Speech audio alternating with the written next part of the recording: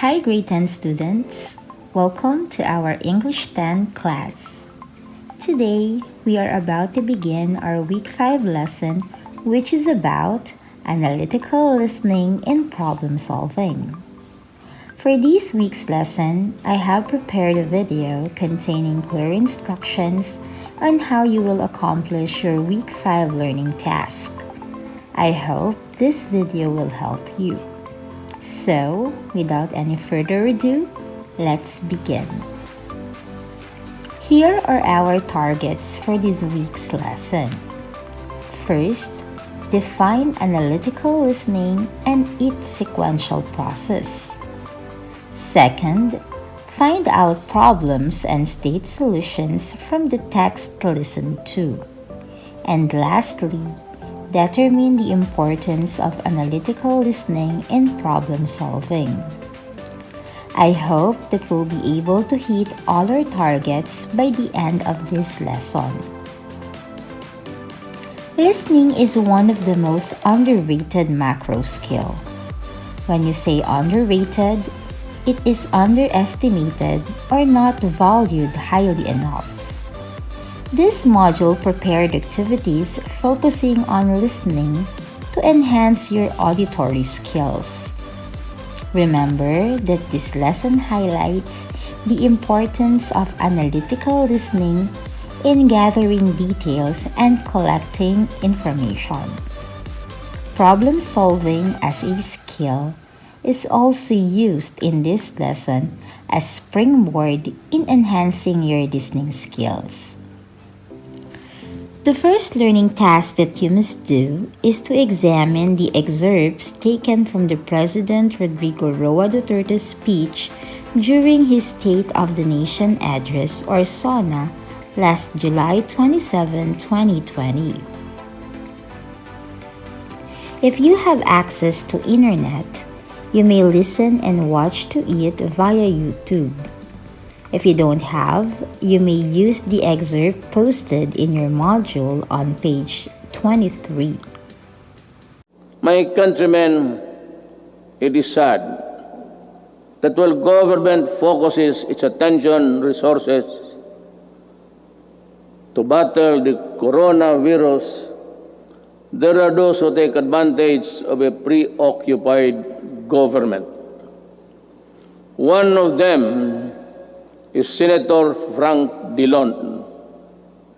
In an interview, he arrogantly mentioned, among others, that oligarchs need not be rich. Then he linked the anti-dynasty system with oligarchy, and the topic was my daughter and son. This happened after the Committee of Franchise voted 70-11 to deny the grant of franchise to ABS-CBN. Obviously, he was defending the Lopezes, that they are not oligarchs. Great wealth enabled economic elites and corporations to influence public policy to their advantage. Media is a powerful tool in the hands of oligarchs like the Lopezes, who use their media outlets in their battles with political figures. I am a casualty of the Lopezes during the 2016 election. The dealers and purveyors of illegal drugs, hiding in the shadow of COVID-19, have stepped up their activities. The amount of shabu valued at millions of pesos seized during police operations speak volumes of the enormity and the weight of the problem that we bear. The corrupt, the grafters and the influence peddlers also take advantage of their fear and confusion that coronavirus generates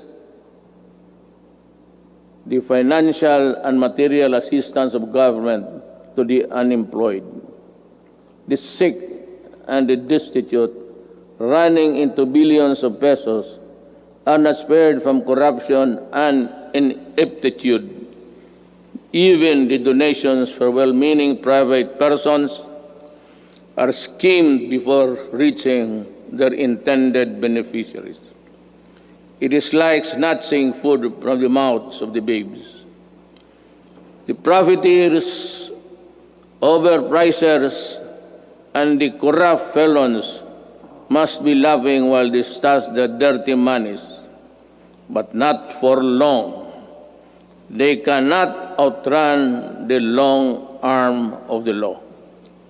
In these regards, the words of former President Ramon Magsaysay ring fresh and relevant today as the day they were said decades ago. He said, "We need men of integrity and faith like Rizal and Del Pilar, men of action like Bonifacio, men of inflexible patriotism like Mabini. We need their zeal, their self-reliance, and their capacity to work, their devotion to service, and their ability to lose themselves in the common cause of building a nation. If we allow greed and self-interest and ambition to rule us, then, as stated by one prominent physician, we will be left with nothing better than the lesser evil instead of the greater good.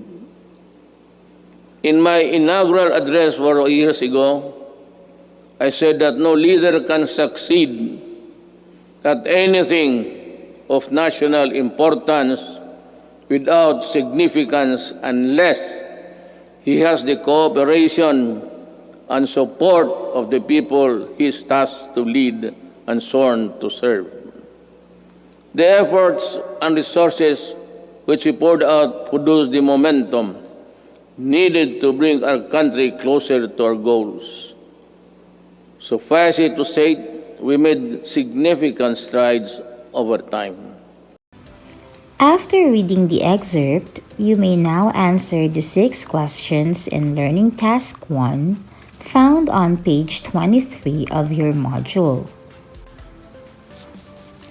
You may use this table for question number 5 and number 6.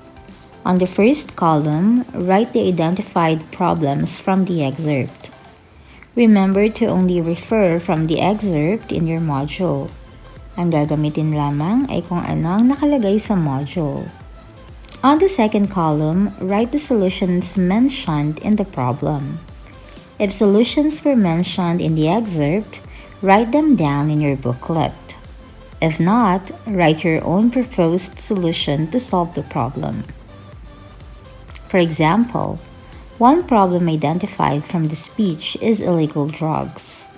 Since solution to this problem was not stated in the excerpt, you may write your own proposed solution to that problem, which is making the possession of illegal drugs a non-bailable case. For learning task number 2, you will match items from column A to column B. Match the listening stage in column B with their appropriate descriptions in column A. Write the letters of your answers in your booklet. Now let us discuss analytical listening.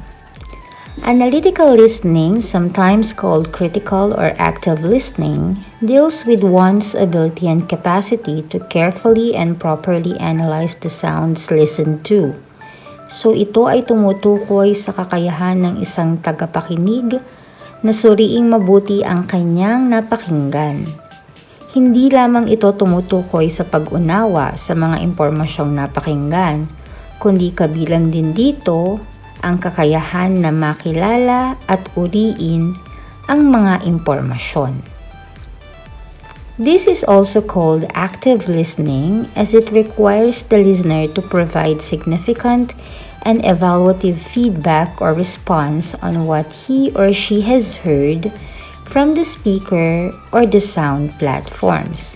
So, tinatawag din itong active listening dahil nangangailangan ito ng mabisa at malinaw na pagtugon sa kanyang mga narinig.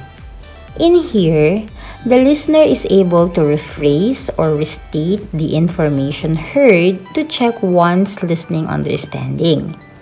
The features of analytical listening allow listeners and speakers to avoid miscommunication, misinterpretation, and misinformation. As such, comprehension and understanding are both ensured. Analytical listening requires sequential process. So these stages include the following. Analytical listening requires sequential process. These stages include the following. First, the receiving stage. Second, the understanding stage. Third, the evaluating stage. Fourth, the responding stage. And lastly, the final stage, the remembering stage. So what do we mean by receiving stage? This refers to actual hearing process.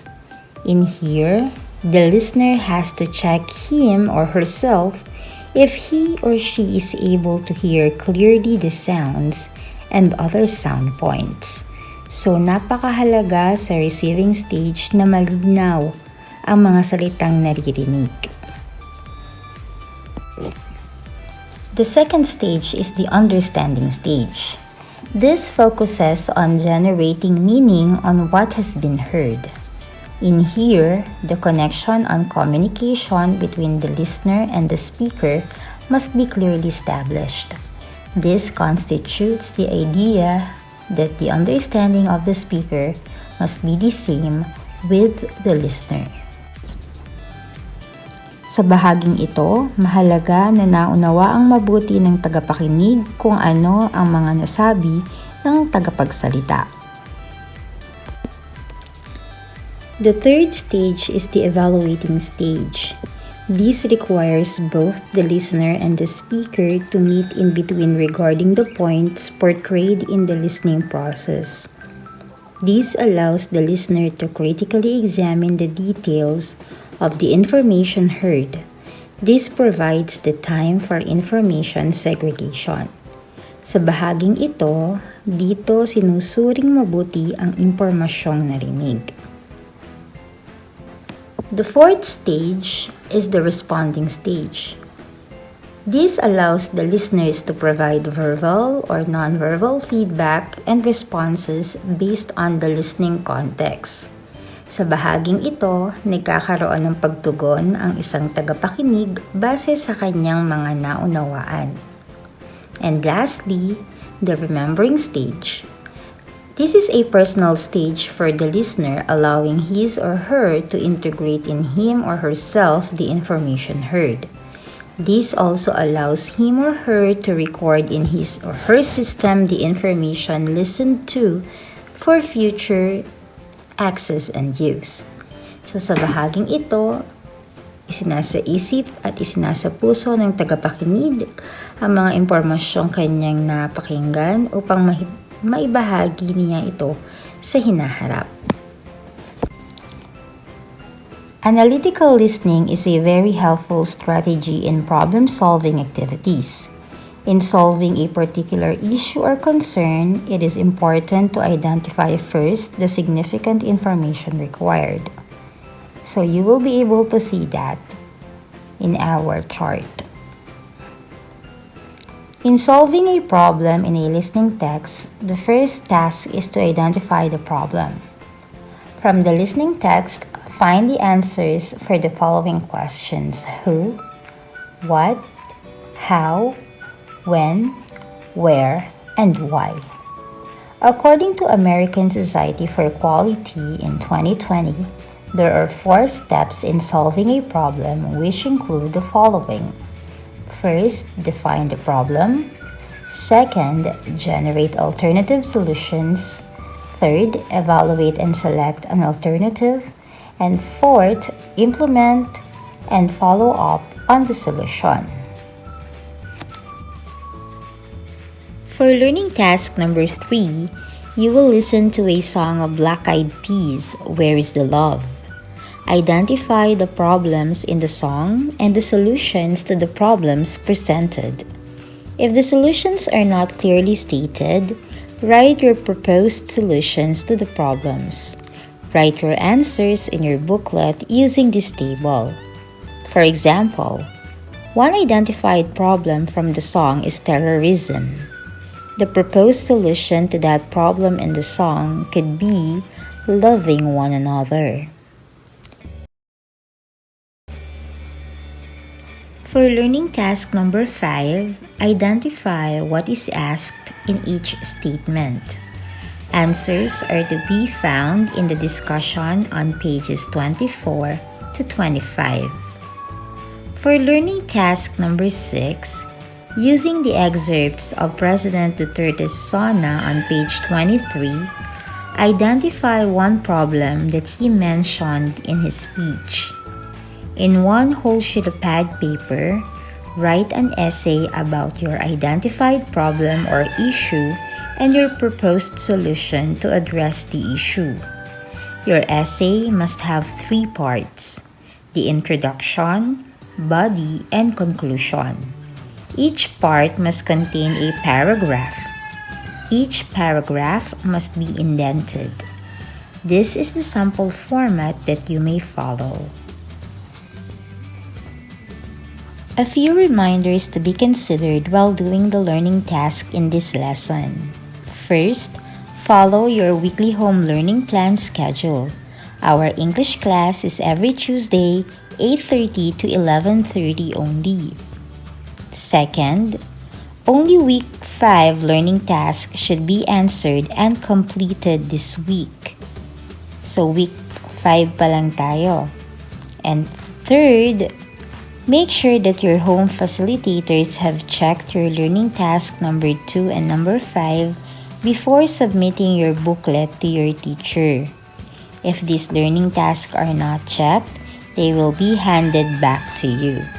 So ang ating mga home facilitators ay may guide sa pag-check na matatagpuan sa likod ng ating module. Siguraduhin lang na bago nyo isubmit ang inyong booklet sa November 13, may checked ang task number 2 at number 5 dito sa English class natin. If you have any question or clarification, kindly message me in our Facebook group chat. This is Miss Dane. Thank you and goodbye.